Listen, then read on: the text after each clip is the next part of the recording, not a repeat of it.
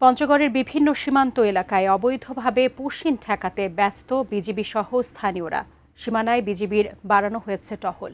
বিস্তারিত জানাতে পঞ্চগড়ের মিরগড় সীমান্ত এলাকা থেকে সরাসরি যুক্ত হচ্ছেন প্রতিনিধি সিদ্ধার্থ কর্মকার। যেমনটি বলছিলাম, নজরদারি বাড়ানো হয়েছে।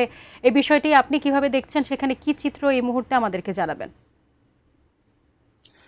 সাজিয়া, আসলে পঞ্চগড়ের যে তিন দিক থেকে কিন্তু রয়েছে ভারতীয় সীমান্ত।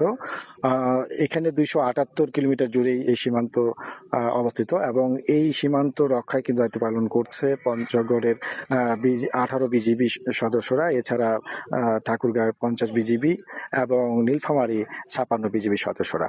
তো গত 5 তারিখে পঞ্চগড়ে বড়বাড়ি সীমান্তে যে পুশিনের ঘটনাটি ঘটে, এরপর থেকে কিন্তু আমরা লক্ষ্য করেছি যে পঞ্চগড়ের যে বিভিন্ন সীমান্তগুলি রয়েছে এখানে কিন্তু বাড়তি টহল জোরদার করা হয়েছে এবং স্থানীয় মানুষদের সাথে নিয়ে কিন্তু তারা সার্বক্ষণিক নজর রাখছেন যেন রাতের আধারে যেন এই ভারতীয় মানুষদের বাংলাদেশের অভ্যন্তরে পুশিন করা না হয়।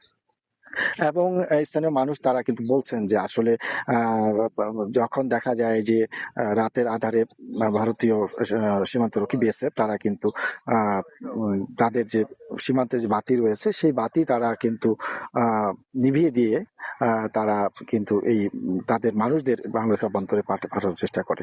তো এই ধরনের তারা বলছেন যে অবৈধভাবে বাংলাদেশে ঠেলে পাঠানো কোনোভাবেই কাম্য নয়।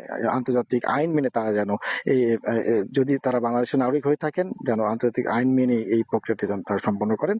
এবং বিজিবির পক্ষ থেকে 56 বিজিবির অধিনায়ক সিরাজুল ইসলাম তিনি আমাকে যেমনটি জানিয়েছেন যে আসলে এই যে সীমান্তের অবৈধ অনুপ্রবেশ যে তৎপরতা সেটি ঠেকাতে তারা কিন্তু বদ্ধপরিকর এবং স্থানীয়দের সাথে নিয়ে তারা কিন্তু কাজ করে যাচ্ছেন।